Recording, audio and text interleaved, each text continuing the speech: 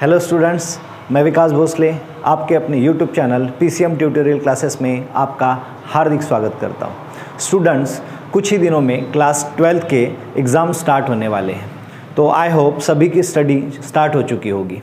तो उसमें मैं कुछ अपना योगदान देना चाहता हूं और यहाँ पर ऑर्गेनिक केमिस्ट्री में कुछ मोस्ट इम्पॉर्टेंट रिएक्शन है जिनकी एग्ज़ाम में आने की संभावनाएं मैक्सिमम है। तो आज मैं इन रिएक्शंस को आपको यहाँ पर बता रहा हूँ, तो आप क्लास 12th के लिए ज़रूर इन रिएक्शनों को पढ़ के जाएँ।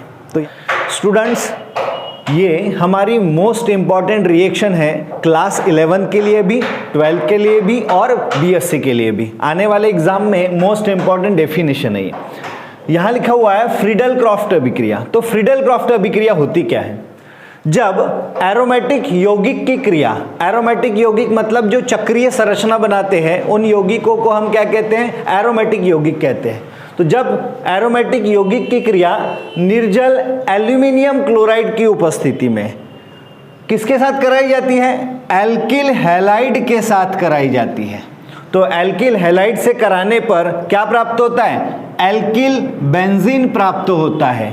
तो इसे हम क्या कहते हैं? फ्रीडल क्रॉफ्ट अभिक्रिया कहते हैं। देखो अब इसको हम कैसे सॉल्व करेंगे। जब एरोमेटिक यौगिक के रूप में हम एग्जाम्पल देखते हैं अभी, तो हमारा एग्जाम्पल हो जाएगा एरोमेटिक यौगिक में हम लेंगे बेंजीन को, जो चक्रीय संरचना बनाता है। तो बेंजीन का फॉर्मूला होता है C6H6, ये कहलाता है बेंजीन। तो जब हम बेंजीन की क्रिया किससे करानी है? बेंजीन की क्रिया निर्जल एल्यूमिनियम क्लोराइड की उपस्थिति में, मतलब निर्जल AlCl3, निर्जल AlCl3, जिसको हम कहते हैं एल्यूमिनियम ट्राइक्लोराइड की उपस्थिति में कराने पर। किससे कराना है रिएक्शन? वो कराना है एल्किल हैलाइड के साथ। तो एल्किल, अब एल्किल में हम 1 से लेकर तो 10 कार्बन तक के कोई भी एक कार्बनिक यौगिक ले सकते हैं। तो हम एल्किल में ले रहे हैं 1 कार्बन वाला जो होता है मैथिल। ठीक है, तो ये हो गया आपका एल्किल, और साथ में क्या जुड़ा हुआ है? हैलाइड। हैलाइड मतलब होता है जो 17वें ग्रुप के जितने भी एलिमेंट्स होते हैं, जैसे क्लोरीन, फ्लोरीन, ब्रोमीन, आयोडीन, एस्टेटीन, तो ये सब हमारे क्या कहलाते हैं? हैलाइड। तो इनमें से कोई भी एक लेना है, तो हम ले लेंगे Cl को। तो ये हमारा पूरा बन गया मैथिल क्लोराइड, मैथिल क्लोराइड। तो हमने यहाँ पर चक्रीय यौगिक बेंजीन लिया, एल्किल हैलाइड के रूप में मैथिल क्लोराइड लिया, उसकी क्रिया करा रहे हम निर्जल एल्यूमिनियम ट्राइक्लोराइड की उपस्थिति में। तो अब देखेंगे हम यहाँ पर क्या बनता है। तो यहाँ पर CH3 पॉजिटिव ग्रुप है और Cl निगेटिव ग्रुप है। अब यहाँ पर हमें क्या करना है कि माइनस की क्रिया किससे होगी? प्लस से। तो सिंपल सी बात है कि ये कार्बन भी पॉजिटिव एलिमेंट्स है और हाइड्रोजन भी। तो हम क्या करेंगे, ये पॉजिटिव है तो यहाँ से एक हाइड्रोजन का क्या करेंगे? हम प्रतिस्थापन करेंगे। तो एक हाइड्रोजन परमाणु को यहाँ से हटाएंगे। किसके द्वारा हटाना है? CH3 ग्रुप के द्वारा। तो CH3 ग्रुप के द्वारा हम एक हाइड्रोजन परमाणु को यहाँ से हटाएंगे, और जो एक हाइड्रोजन परमाणु यहाँ से निकलेगा उसकी क्रिया हम इस Cl से कराएंगे। ठीक है, तो अब एक हाइड्रोजन परमाणु का प्रतिस्थापन करा दो CH3 से, तो ये बनेगा C6H5, क्योंकि एक हाइड्रोजन परमाणु का यहाँ से विलोप कर दिया। किसके द्वारा? मैथिल ग्रुप के द्वारा। अब मैथिल ग्रुप यहाँ पर जुड़ जाएगा, तो ये हो जाएगा C6H5CH3। देन यहाँ से जो एक हाइड्रोजन निकला था वो पॉजिटिव आयन होता है, और वो Cl निगेटिव आयन से क्रिया करके हाइड्रोक्लोरिक एसिड बनाएगा। तो वो हो जाएगा इधर HCl। तो ये जो बना है ये कहलाता है टालुइन। क्या कहलाता है? टालुइन। तो अगर आपको फॉर्मूला पूछा जाता है कि टालुइन क्या होता है, तो हमें बताना है कि बेंजीन रिंग के साथ CH3 क्या कहलाता है? टालुइन कहलाता है, और HCl मतलब हाइड्रोक्लोरिक एसिड। तो इस प्रकार से हमारी पहली रिएक्शन कंप्लीट हो जाती है। आई होप कि आपको कोई डाउट नहीं होगा।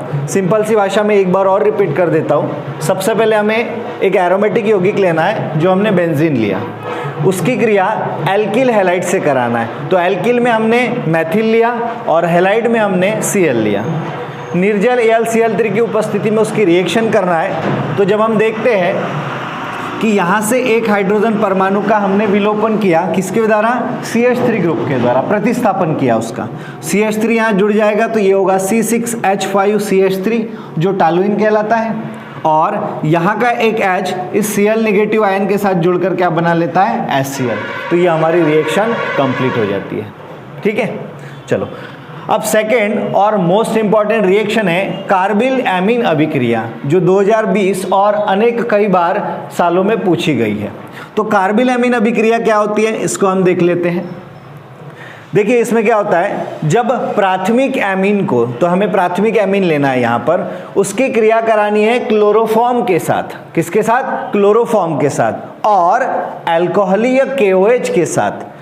क्या करना है? इनमें से तीनों को मिलाकर आपस में गर्म करना है। तो गर्म करने पर हम देखते हैं कि वहां पर एल्किल आइसोसाइनाइड बनता है। ये आपको ध्यान रखना है, क्या बनता है? एल्किल आइसोसाइनाइड बनता है, और इसी अभिक्रिया को हम क्या कहते हैं? कार्बिल एमीन अभिक्रिया।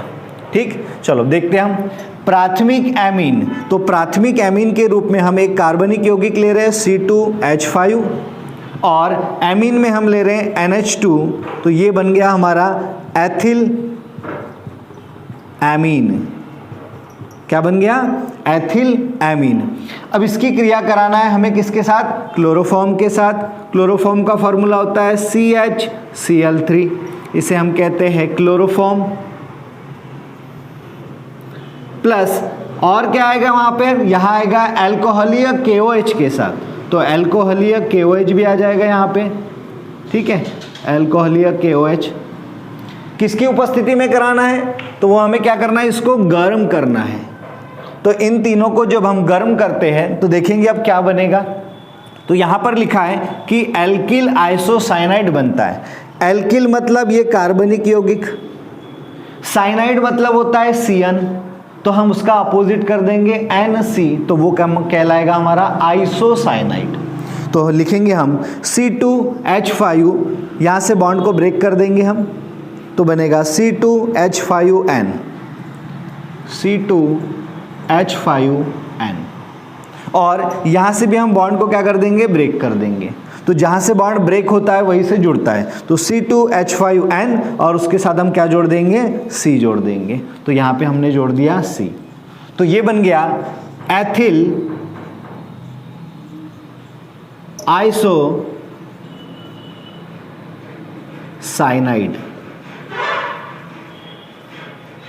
ठीक है, तो क्या बन गया? Ethyl isocyanide. अब देखते हैं हम बाहर कौन कौन से तत्व निकलेंगे।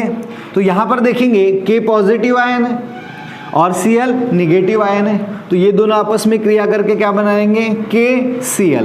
तो यहां बन जाएगा प्लस KCl।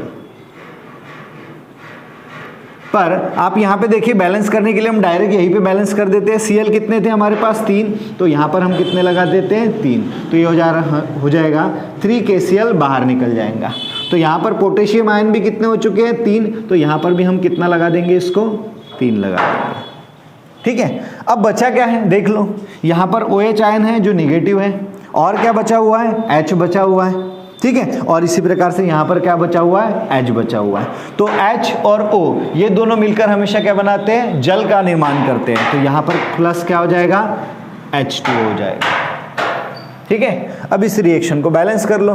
पोटेशियम तो बैलेंस हो चुका है हमारा, उसके बाद Cl भी बैलेंस हो चुका है। अब आप देख लेंगे कि हाइड्रोजन बैलेंस है या नहीं। तो हाइड्रोजन को बैलेंस करने के लिए आप यहाँ पे देखिए कितने हाइड्रोजन है? 2, यहाँ पर एक 3, और यहाँ पर कितने हैं? 3, 6।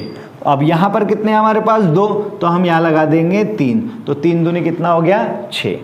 और ऑक्सीजन को भी काउंट कर लीजिए, कितने हैं? 3, और यहाँ पर भी आप देखेंगे 3। तो इस प्रकार से हमारी फ्रीडल क्रॉफ्ट अभिक्रिया और कार्बिल एमीन अभिक्रिया क्या हो जाती है? कंप्लीट हो जाती है।